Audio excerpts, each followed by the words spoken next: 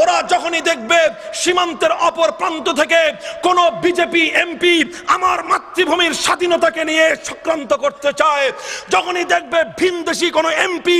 আমার দেশের স্বাধীন ভূখণ্ডকে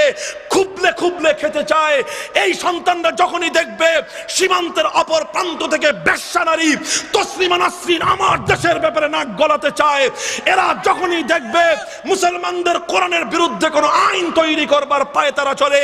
এরা যখনই দেখবে আল্লাহর নবীর ইজ্জত নিয়ে কোন বুলাঙ্গার ব্লগার চক্ররা যখন কথা বলে, নবীর ইজ্জতের উপর যখনই কেউ কোনো আঘাত হানতে চায়, তখন এই দেওবন্দের সন্তানেরা জীবনের পরোয়া করবে না, শাহাদাতের চেতনা নিয়ে ওরা বারবার শাপলা চত্বরে ছুটে যাবে, ওরা শাপলা চত্বরে ছুটে যাবে।